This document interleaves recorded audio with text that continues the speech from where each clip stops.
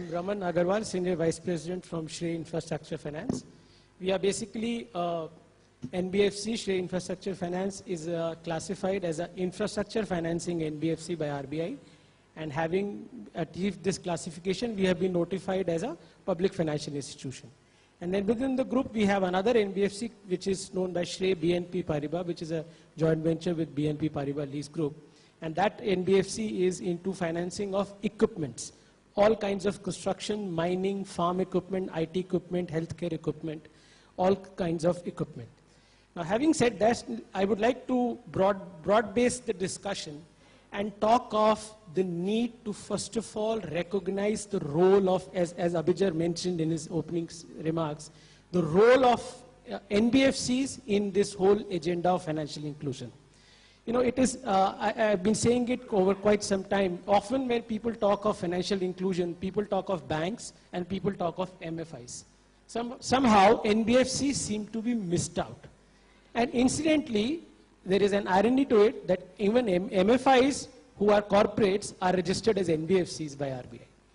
So the point I'm trying to make here is that here is an entity, NBFC, some of which have been in business for good 7, 8, 9 decades. We just heard Muthoot Finance being in business for more than 100 years now.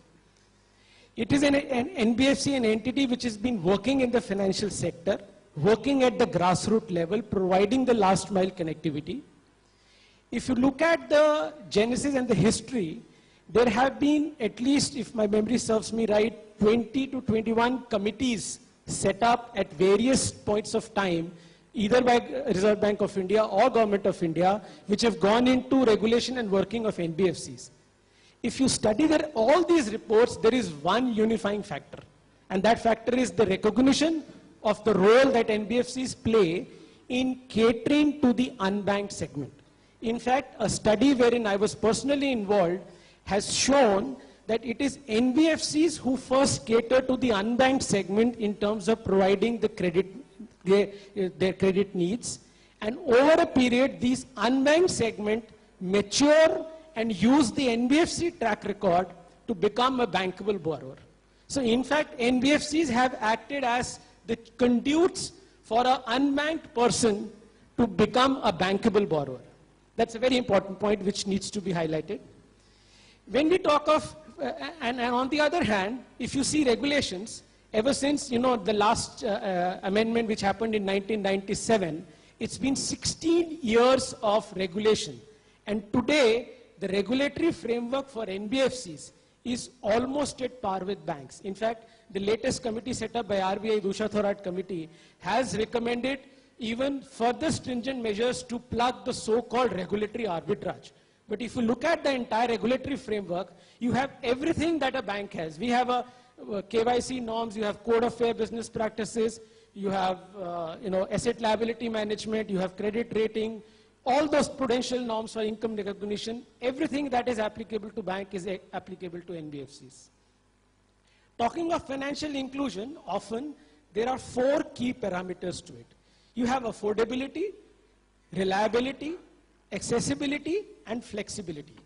And if we are to assess NBFCs, banks, and MFIs on these 4 parameters, easily NBFCs seem to stand out. It may sound surprising, but I can say that because banks, yes, are perhaps the most reliable financial entity, undoubtedly, are affordable, but in terms of accessibility, as we've just heard a lot of experts say here, the kind of reach the banks have still not been able to manage. Similarly, you talk of MFIs, they have the greatest accessibility. They are perhaps working at the absolute grassroots level, but when it comes to regulation, it's at a nascent stage. So the question of reliability comes in. Here you have an entity called NBFC, which has been regulated for 16 years at par with banks, which has been in business for more than 7 to 8 decades, and exactly providing that last mile credit delivery. So I think that is a perfect tool and an engine to drive this agenda of financial inclusion. Now, in order to achieve this, there have been certain innovations which the sector has come up with. For example, I just quote, all of these are well known to you. Take the examples of refinancing or financing of reconditioned, used, second-hand vehicles or equipment. gold loans. We just heard Muthoot Finance talk. These are all innovations which has come up from the NBFC sector. Our own company, Shrey, was the first one to set up the first construction equipment bank in India. The need came just from, operations. We just felt we were funding equipment, so there was a gap between the availability and demand and supply. So we thought, okay, why not create a bank where if I have a surplus equipment, I just go and park my equipment in the bank, and somebody needs it, he's given it on rent. So it's something absolute, unique, innovative products.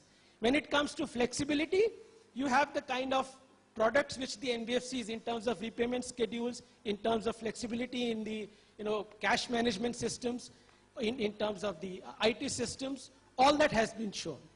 Having said this, of course, the next interesting question, why then become a bank? Yes, Shrey Infrastructure is also one of the applicants for the new banking license. And the need arises out more because of certain regulatory and certain, I would say, environment which prevails in the country, which puts NBFCs, just because they are an NBFC, at a disadvantage vis-a-vis banks or housing finance companies or cooperative banks. Those issues, just to list, are number one, related to funding. Number two, relating to taxation. There are certain tax benefits which are given for the same transaction. If I am a HFC or if I am a bank, I get certain benefits. But if I am an NBFC, I don't get those benefits. Similarly, in terms of recovery, we have the likes of SARFAESI Act and the DRTs, which are applicable to banks, which are again applicable to HFCs, which are again applicable to cooperative banks. But somehow, NBFCs are missed out. So it is these challenges which have driven us to go and apply for a banking license, because we feel if we get that license, having the inherent quality and strength of serving the last mile, providing that last mile credit to the unbanked segment, if we are able to get these additional tools, perhaps we can serve this agenda of financial inclusion in a much better manner.